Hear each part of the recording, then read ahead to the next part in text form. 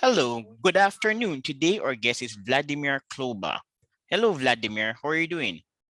I'm good. How are you? I'm great, Vladimir, and you are on our show because you are a budding African expert. Tell us about yourself, Vladimir. Yeah, so I'm currently at the Ohio State University. I am working on traditional political systems in Africa for the most part. I'm also looking at things such as the long-term effects of colonialism, and I will be moving to the University of Notre Dame next year, next academic year, To do what? To work as a lecturer? to do a postdoctoral fellowship. Okay. So, Vladimir, you're going to correct some of the misconceptions about Africa.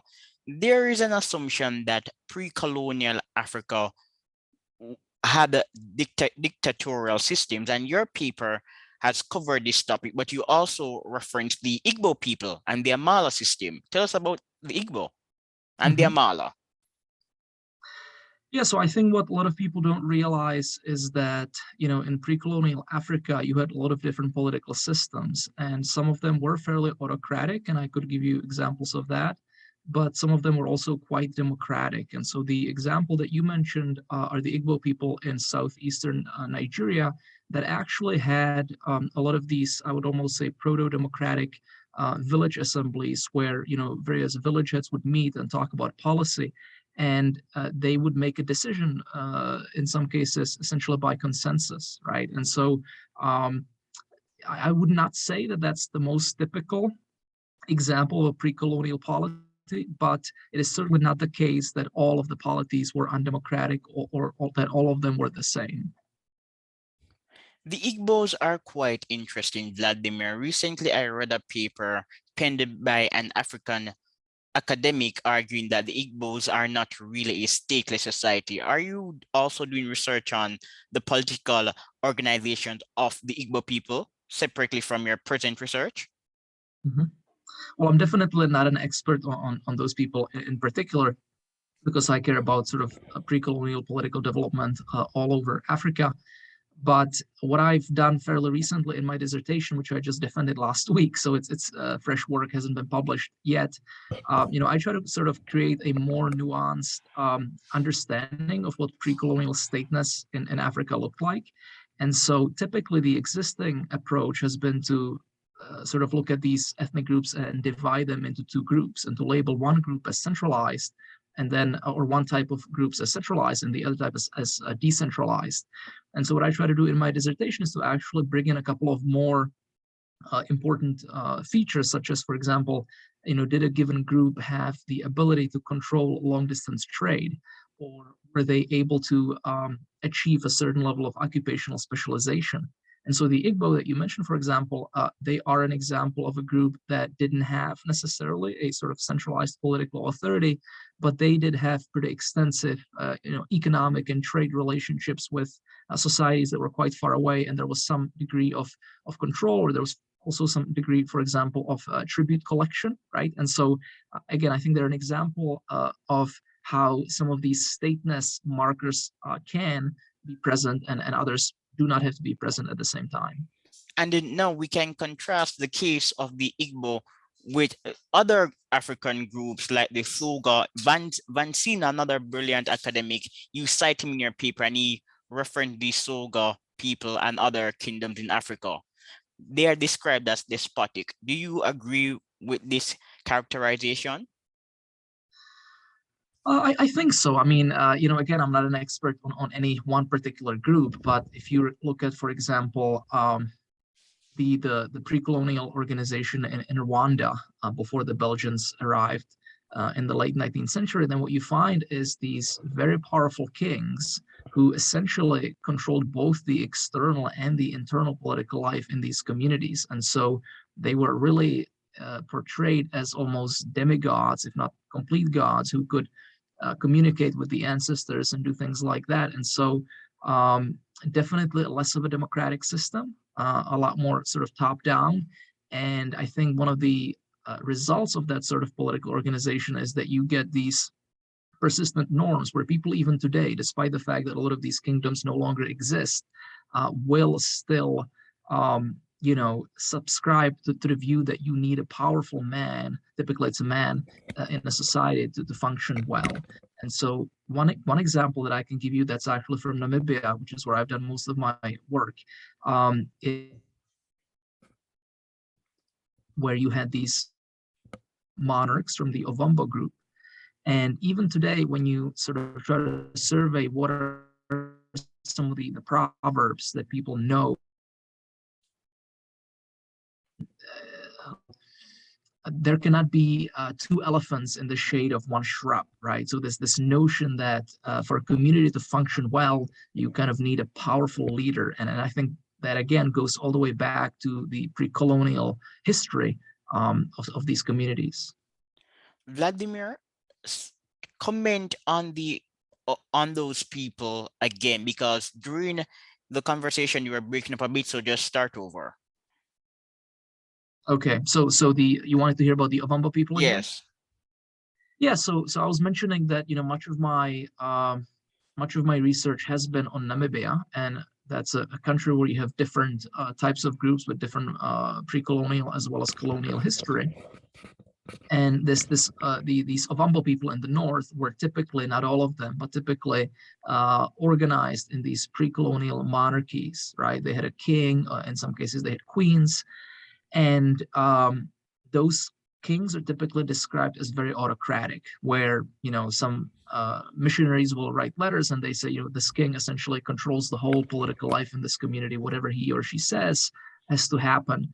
And I was also saying that if you visit some of these places and you talk to the local people and you ask them, what are some of the typical proverbs that you culturally subscribe to, they will say things such as, and I give an example, two elephants cannot be in the shade of one shrub, right? Which I think that's an example of a proverb that sort of expresses the notion that a political community to be successful kind of needs a powerful leader who's not really questioned.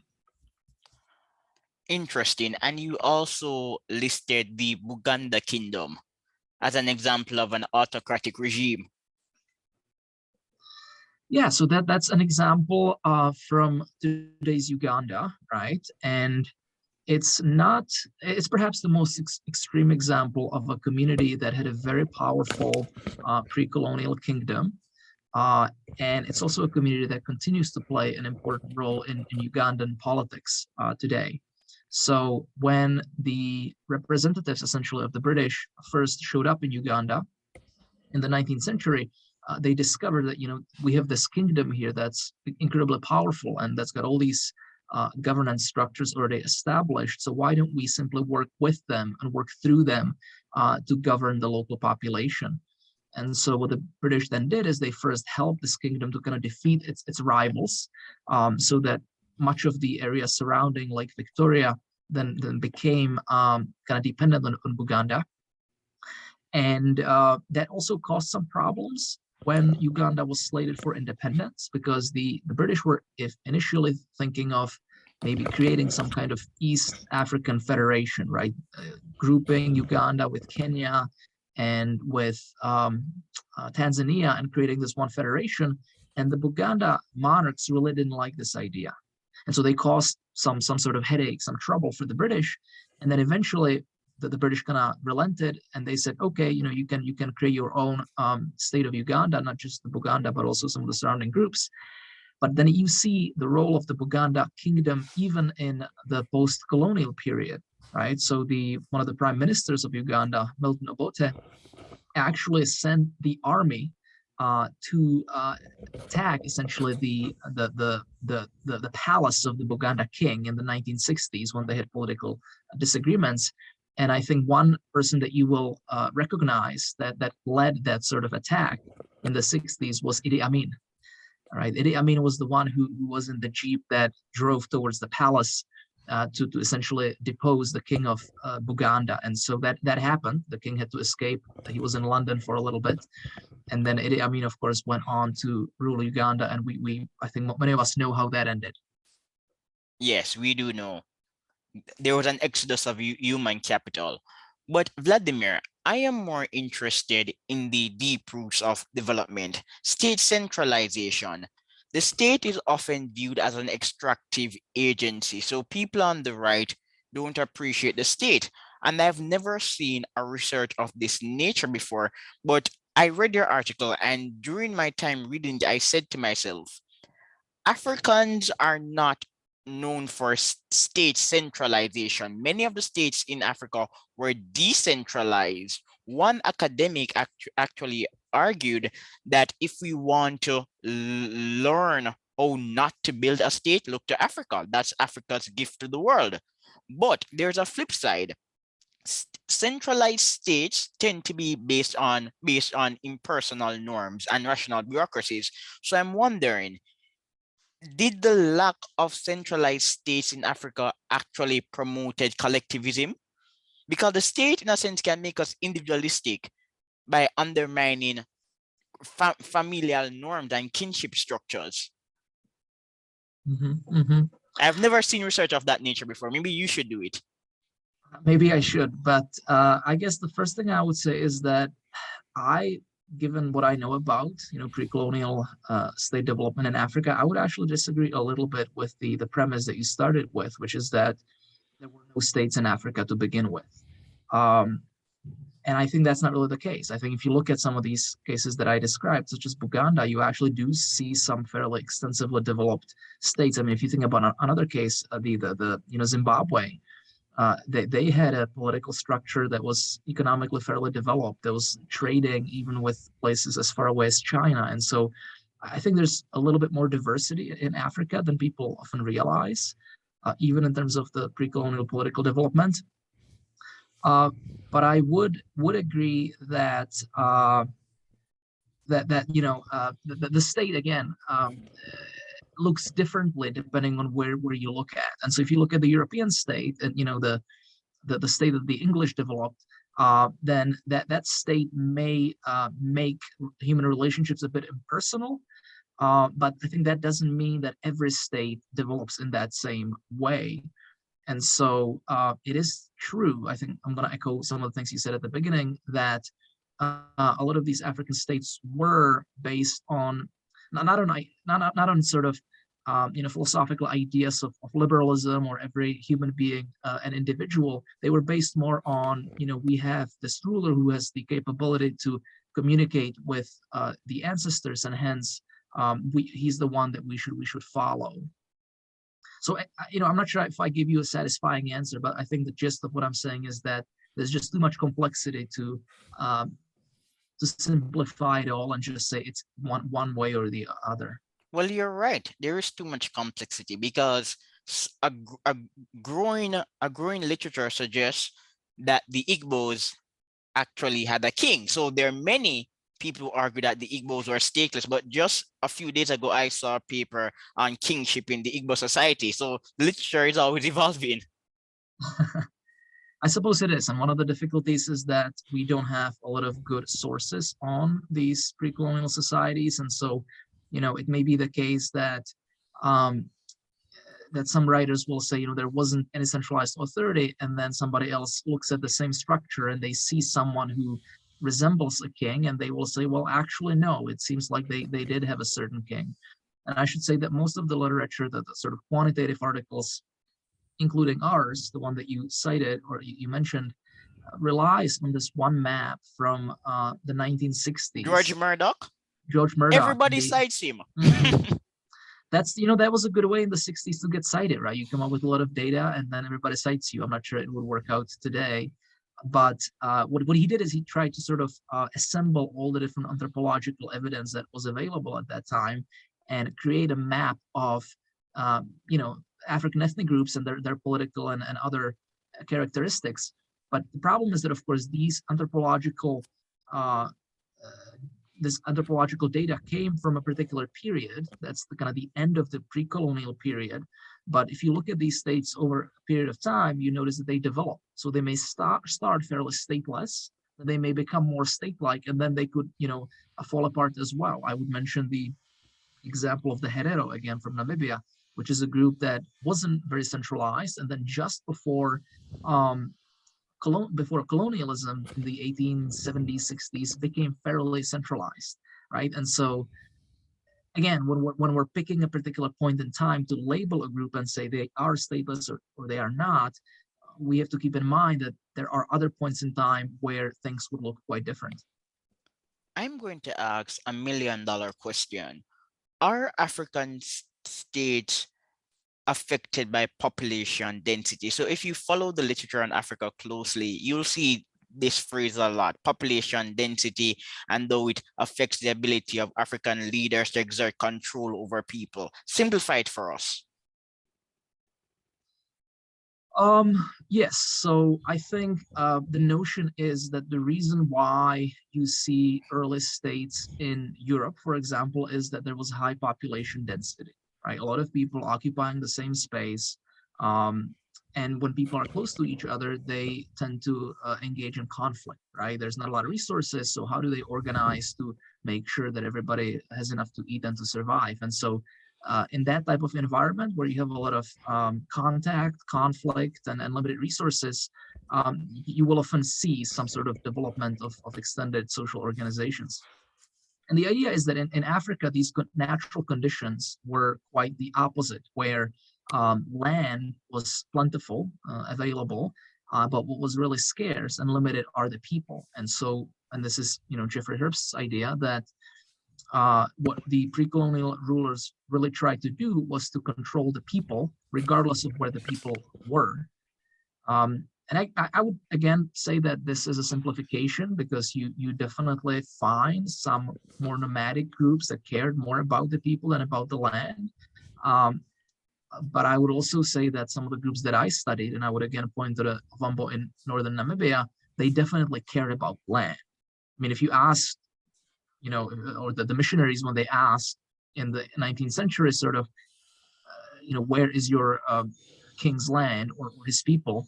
The people would know pretty well where the kingdom is. And so perhaps there was a bit more emphasis on people than on land, but land always played an important role in my view. Land abundance shapes property rights. This is a paper by Jim Fensky. And according to the literature, you don't necessarily have to comment on this point, but Fensky and co-authors and other people argue that the case of Africa is different because in Africa, there's not a clear-cut relationship between warfare and the growth of bureaucracies. Well, I'm going to comment by saying that I agree with it. I just don't think that you can easily generalize for the whole continent, right? I do think I would bring in another book from Jared Diamond. I'm sure you know Guns, Germs, and Steel from 1997, where he essentially tries to explain why is it that places like Europe did so much better persistently than Africa. And he talks a lot about the geography, right? That in Europe, people were closer to each other. You had more waterways, you had more islands. So it was easier for an innovation to spread, for example. Whereas in Africa, to make it across the Sahara, that's very difficult. It's very dry. And so I think that general argument is correct, and I buy it. But I would just warn against, and I'm sure that these authors that you mentioned are not doing it, but I would warn against sort of simplifications and try to explain too much with too little. Explaining too much with too little, that can be quite problematic. And because it's problematic, I am going to mention the other amazing case of the Benin Empire. Benin, we have sufficient data on Benin. Europeans actually admire the Benis of Benin for their infrastructure and their political system. Have you done research on Benin? No, not anything deep. I mean, we do mention it in the article as an example of, again, a society that had a very powerful monarch. And when I believe it was the Portuguese who first had contact with that kingdom, they just wrote down, we are surprised by how revered this monarch is. The So that's Oba, about it. the Oba of That's about it. Benin. Okay. Yeah, I have written some articles on Benin. What's fascinating about the Benis of Benin is that the Oba was like a god. He was not just the Oba of Benin, was basically the leader of the universe. They really respected the Oba. But although the Oba was powerful, the Oba had to consult. He had a staff and advisors. So there's always a catch-22. John Beatty, a prominent historian, said that we ought to dispel the notion that Africa did not impose constraints on leaders. And the more I read, the more I recognize that some of these constraints were a bit outlandish, like in the Oyo Empire, where the Alafin was compelled to suicide when he had a falling out with his men. There was a Basorum and various leaders who would impose constraint on the Alafin. I call it stakeholder capture, because the stakeholders can become so powerful that they usurp the authority of the monarch and create rent-seeking institutions to benefit themselves and their families. That's absolutely the case, right? That's again a simplification that some people I think are in danger of making, that if you don't have any immediate, obvious, visible institution that kind of restrains the ruler, then it must be that they are completely unconstrained. And that's often not the case. It's just that the mechanisms of accountability are just less visible. So in my work, what I've tried to explore is these different norms, right? That apply to both the people and their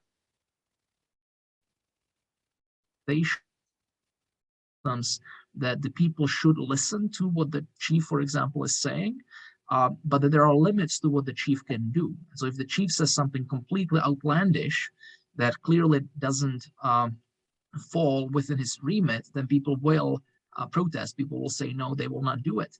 And even some of these most autocratic societies that we've already mentioned have or had ways for doing away with the problem of a tyrant. Because whenever you run a society, especially if it's an autocratic one, you have a problem of, how do we get rid of someone who really is kind of exhibiting some of these psychopathic personality traits, right? Someone who orders people to do awful things. And the answer there is that, people would manage to kill such leaders. Either it's the Praetorian Guard or it's the whole society. And so one example I can give you is from, again, the north of Namibia. There is a traditional community that's called Ombalantu, Ombalantu, and they even have a website. You can actually look it up. I think it's ombalantu.org. And they had a king in, I think, the mid-19th century whose name was Kampaku. And he was so tyrannical that actually the community at some point ended up killing him. And the result in that situation was pretty much an institutional innovation where the community became a lot more democratic than before. And so some writers will even call Ombalantu a republic, which I'm not sure if that's the right term, but you see how these how some of these critical junctures can have effect on the political development in these communities. Another important point, the legitimation of authority. How did African leaders legitimate political authority? The roles of ideology and religion. Explain. How they used Yes, religion and and to legitimate ideology. their rule. Yeah, so I think the way I would describe it, and I was just thinking about this a few days ago, is that, all governments have to gain compliance from their people, right? All governments in some ways make and enforce rules, and they deliver some sort of public goods. And to do that effectively, to do that well, they need to be able to enforce or to engender, rather, compliance, right? So if the US government says, you should pay a certain amount of tax, it cannot assume that people will just do it voluntarily. It has to have certain ways of making sure that happens. So a very effective way, of course, is you will go to jail if you don't pay the tax. But the dilemma that a lot of these pre-colonial rulers faced was twofold. And that is, well, they couldn't quite coerce everybody, right? Because their own power was fairly limited. I mean, they could be despotic, but still they did not have the modern technology that the modern state has to enforce whatever these rulers were saying. And at the same time, at least at the beginning, and I recommend Jim Scott's 2017, I think, book Against the Grain, these early states also couldn't guarantee that much welfare for their people, right? They they couldn't give the people something to really convince the people that people should listen and obey the leader. And so how did they fix this dilemma? Well, they I would argue used ideology, right? So they had to come up with believable and repeatedly enforced stories that the king may not be very powerful in terms of coercion. Maybe he will not deliver any public goods to you, but he has the ability to communicate with the ancestors, right? He can actually connect you with your grandparents or something. And so it is this ideological tool, right, that often comes through religion, right? So ideology and religion becomes this sort of complicated tool of legitimating and justifying why some people and not others should be in positions of power. And as you write, Portuguese visitors to the Kingdom of Benin noted that the populace revered rulers for their supposed divinity. The king was a central pillar of state legitimacy. Yes. Absolutely. And in the paper, what we then show is that these thoughts and norms and ideas haven't quite left the stage. Some authors would say that colonialism changed everything, and in many ways it did. But in some places, colonialism was fairly light, right? I mean, if you look at places like Niger in the Sahel, I mean, there was like one European per 200,000, of the local population, and so I think in these places where the colonial touch was fairly light, you see these ideological, call them myths, call them norms, you see them persist. And so what we try to say in the article, and I'm not sure if we ever said that at the beginning of the interview, but what we try to show in the article is that these norms then make people less likely to support democratic governance today. Right. So if you come from an ethnic group that was centralized, that had a leader like this who would enforce this somewhat autocratic ideology, then we still see the effects of that. They're not huge effects, but we still see them decades after these kingdoms kind of lost their official power.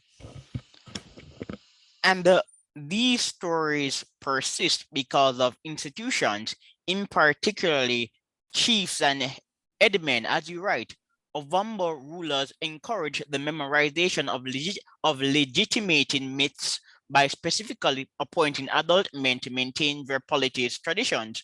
The custom reportedly continues to this day, although elders in the community who nowadays practice this are no longer appointed to it, but do so because of their own personal interests. Indeed, right? So even though these old kingdoms no longer sort of exist in their original form, you see these persistent kind of cultural habits that people still engage in, right? And so the quote you just read essentially says that, people are no longer forced to spread these myths, this sort of propaganda, if you will, but they sometimes will, attend things like traditional festivals. A lot of these communities will have a festival every year where both the people that live there and the people that may have moved to the cities, they'll come back and they will, dance the local dances, they will eat the local food. And one of the things that will also happen is that these chiefs will sit down and they will teach the kids, this is who we are, this is where we came from, and this is sort of the values and the rules that we follow. And so, I think, again, it's interesting how you can see the interplay of some top-bottom effects, right? So at the very beginning, I'm basically claiming that it is these rulers who impose certain norms, but then after time, the necessity of imposition or coercion kind of goes away, and these norms perpetuate themselves on their own a little bit. It's a very complicated process where a number of different mechanisms are at play at the same time. Well, Vladimir, even if I didn't read your paper or other papers, I would agree with the notion that today the transmission of norms is still likely because I'm a fan of Nollywood movies. And Nollywood movies, do you like Nollywood movies? You should. My wife watches them occasionally. Really? I'll say that Okay. much. So, question: your wife, when she's watching Nollywood movies, is she watching the indigenous Nollywood movies with African stars who live in Africa, or is she watching African movies that are created for a global audience? I prefer the former, the indigenous movies. I think she finds it on Netflix, so I'm not sure if Oh yeah, that's so an she's answer. not really watching the indigenous movies then. But Okay. Nollywood movies really depict Igbo culture. So in the Igbo culture, women who don't have children, they can enter into a same-sex marriage. It's not an intimate relationship. They basically take another woman as a wife, and the younger woman will get impregnated. She will be impregnated by another man, and those children will be seen as the children of the woman who was unable to give birth, or the children of her late husband. So even today, they still practice that type of same-sex marriage. So many of the Nollywood movies depict Igbo culture. So even if Mhm. I didn't read your articles, I would agree anyway, because I watch Nollywood movies, and the village headmen are still important in Igbo society. And there's the apprenticeship system where young men leave the village to go to the town to work for the Oga. I just love Nollywood movies. One thing I do know, and again, I don't watch these movies too much, but I do know that the chiefs will often appear there. And so, Yes, they have if chiefs. there's anything to learn from those 5 hour movies, then it is that the chiefs still matter. Yes, yes. And people are still willing to spend the money to get a title. So the Hmm. Igwe in when I watch these movies, I usually talk about the Igwe, and in Igbo culture, the king is his name is similar to that title. I don't remember the full name of the Igwe's title, but they tend to depict Igbo culture. That's why I keep asking about the Igbos. And then many of the slaves who went to countries like Jamaica and Barbados came from the Bight of Biafra, Igbo land, Hmm. basically. But Igbo is not a term that Africans employed in the past. Europeans referred to them as Igbo because of where they were taken from. Just like the Coromantee, they were taken from a fort with a similar name, but they're really Akan people. Hmm. Yes, but Yeah, I would react to what you said about how, or I believe you said it, how how they still retain the titles and things. So again, my work is mostly on Southern Africa, so South Africa, Namibia, Botswana. And so what I see in Namibia especially is that sometimes the people who become chiefs are not the types of people that you would think would be necessarily interested in these traditional offices, right? So people who have served as foreign ambassadors in different countries will come home and they will retire and they will become the headman of their local village. I've interviewed people with PhDs who became chiefs at some point, and so it is interesting in that again, any generalization one would want to make about these traditional leaders would most likely be wrong. It's very complicated, and second, it shows you how much importance these structures still retain. Because if they were not so important to the local life, to the local communities, then why would someone who was the ambassador to India or something, why would they want to become a chief? because of the prestige that the title will attract. So in the Nollywood movies, businessmen and politicians, they want to get the title. It's seen as a form of honor. When you're a chief, it's reputed. So Chief Dr. Ambassador John Brown. But Yeah, I agree. I agree. And but it's one of those titles that unfortunately, unscrupulous characters can also get the title. They can bribe people. yeah, I suppose so. I mean, the cases that I know, it's actually easier to, I think, to buy a PhD than to to convince half of the community that you're the rightful chief, because you have the various succession rules at play, and so you have to be able to, I suppose, make a case for yourself that way, which for many of us that wouldn't work. Vladimir, this is tangential to the conversation because it was not covered by you in your article. You cited Elliot Green, and I interviewed Elliot Green some time ago. But are you also interested in the link between pre-colonial institutions and the distribution of public goods? Well, I suppose I am. I mean, it's all related to the things that we've been talking about, right? Like, how do some of these institutions persist to still play a role in local politics? And in the paper that we talked about, we focus mostly on attitudes. How do people feel about democracy? How do they feel about autocracy? But I think more importantly, these institutions matter for making local decisions that then decide sort of who gets what and when. All right. Another key point in your paper, the link between centralization and autocracy. What's the causal mechanism? Mm-hmm. So you don't mean the attitudes, you mean the early instances of autocracy? Yes, and Okay. what's the link between the history of autocracy, the history of statehood and autocracy? Because that's actually Mhm. the topic of your paper. Yeah, you know, essentially what we assume in the article, or what we argue, is that at the beginning of time, right, if you will, you had all kinds of political uh, organizations and institutions in Africa, and many of them were very democratic. I mean, we mentioned the Igbo. I could mention, you know, the Tswana groups in Botswana. They had this institution called Kotla village meetings, where again, before a chief makes a decision, he would have to consult the local community, and those are still active today.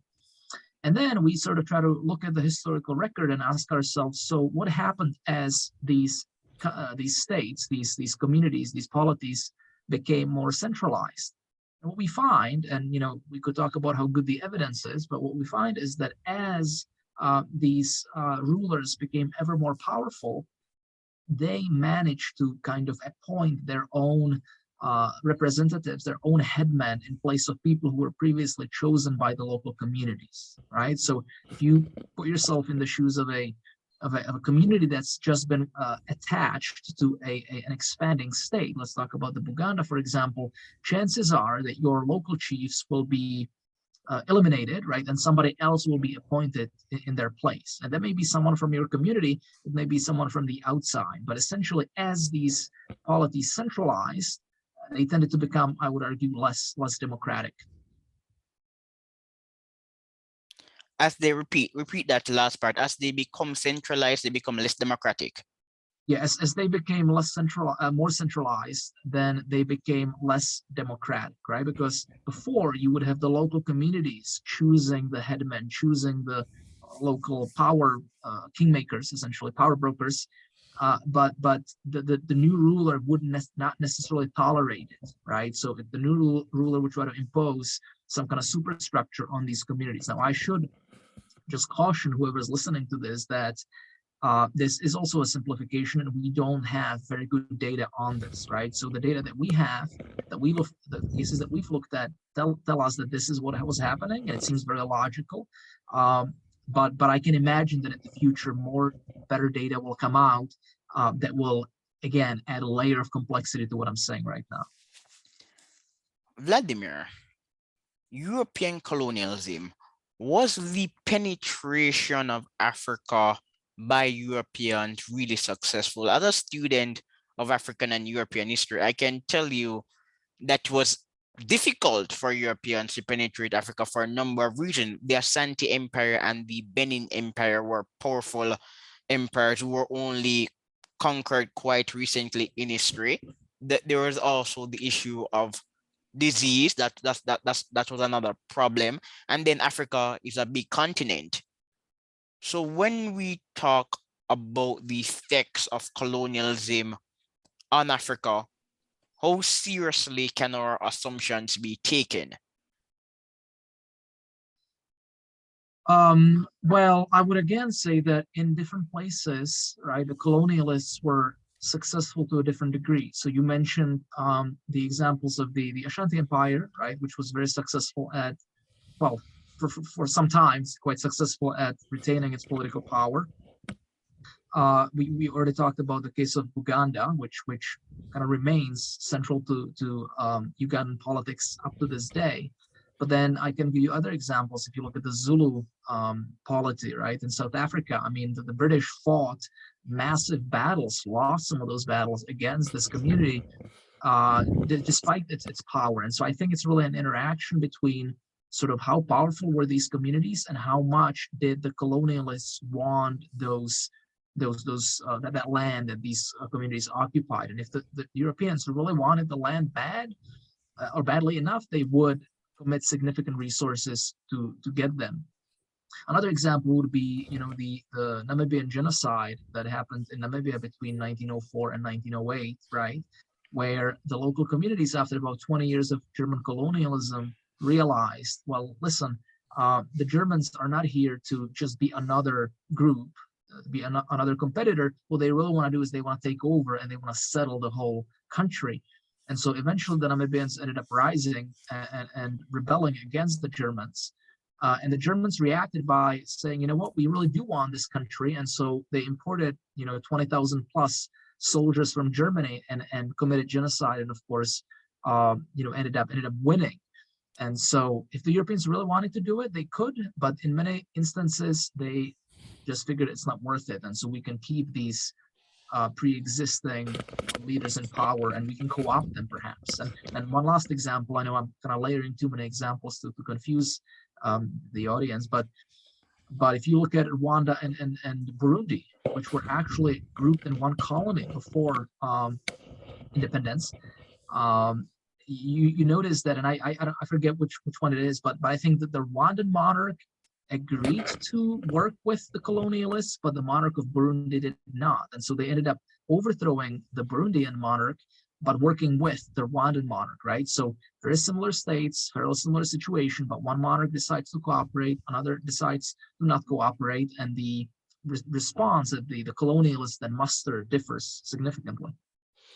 And then there is the case of Nigeria, where the British penetration was greater in southern Nigeria than in northern Nigeria. Northern Nigeria did not benefited a great extent from British bureaucrats compared to the south.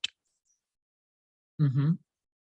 Yeah, I mean, I would challenge you to kind of tell me what you mean by benefit. From benefits. Okay, so I'm actually referring to that research by Valentin. I'm quite a fan of Valentin. So Valentin has several studies. One, he did a study some years ago on the Borno in Nigeria, and he was arguing that in that part of Nigeria, clientelism remained prominent for a long time due to its monarchical history, and bureaucrats were less likely to transfer knowledge to locals in that part of Nigeria. And he has other papers where he looks at the transmission of European norms to developing countries.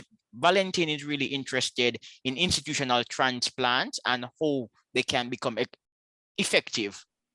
Mm-hmm. And one way for institutional transplants to work is to have a culture that enables the implementation of these transplants and bureaucrats with know-how. Mm-hmm. Yeah, I think that that's a plausible result for me. I can, of course, think of some papers, such as Ali et al. From 2020, where they look at sort of corruption by these traditional chiefs, and they find that actually these traditional chiefs in former British colonies are more corrupt than elsewhere, because the British simply, devolved more power to them. I think one challenge that I have with some of the literature that you mentioned is that there's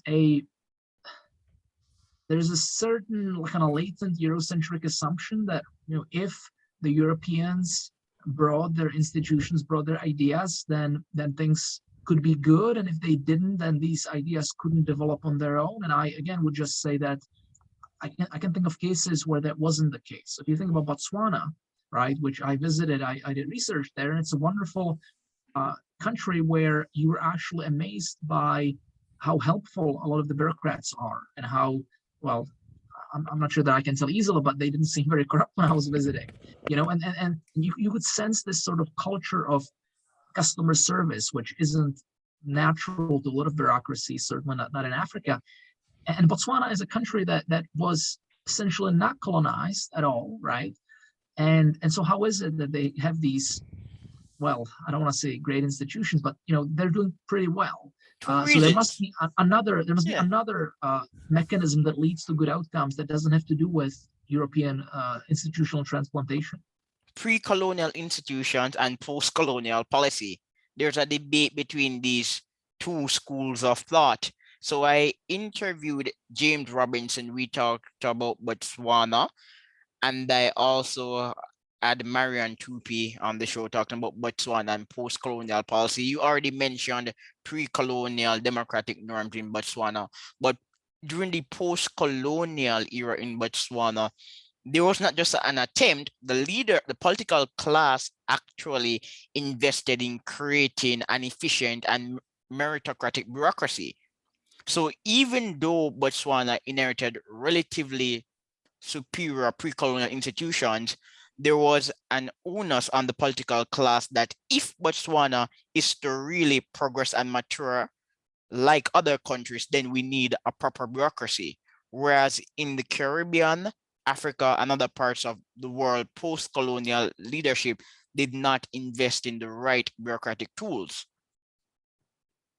I suppose the question then becomes why, right? Was it that Botswana just got lucky? They had a good president who was forward-looking and highly educated and all of those things, yes, that's one reason. But again, we can't downplay the role of pre-colonial norms because people have to socialize. People have to be socialized for success. So if you're from a background where the leader is respectful and is investing in training people, then if for whatever reason the country elects a strong man because of the strength of the institutions, we will always revert to the norm. So the people of Botswana more than likely were socialized for a particular type of rule. So even though they appointed a brilliant man who studied in Europe and was quite conservative, socialization plays a critical role. It's just that the case of Jamaica versus Barbados. I mention it all the time on the show. Orlando Patterson did an excellent paper comparing the developmental paths of Barbados relative to Jamaica, and his conclusion is that in Barbados, Black people had greater exposure to the bureaucracy and institutional learning of the British, whereas in Jamaica, the native class had declarative knowledge. They knew what could be done, but they lacked know-how. Mm-hmm. Yes, I think that socialization is really important. You have to be socialized for success. But yeah, and I would say it also applies to the leaders, right? You mentioned a few minutes earlier that there are, or maybe I said it, I'm not really sure, but that there are ways in which leaders can be held accountable that don't have to do with sort of hard-wired institutional architecture, but that have to do with norms, right? So if the leaders have certain expectations, or that if the leaders have habituated certain norms about how they themselves should behave, what's acceptable, what's not acceptable, then that too can limit their own behavior in the long term, I think. So Vladimir, speaking to you has been awesome, and we might talk again. And even if we don't speak in the near future, I will continue to read your pieces. But unfortunately, we have to wrap up. So bye. Well, thanks very much. It was wonderful. Yeah, and I your really wife. enjoyed the conversation. Yeah, I love African movies. So Peter Dutchy, and tell her to watch the indigenous movies. I will have a conversation with her right. about her choices. All right. Bye. All right. Take care. Thank you.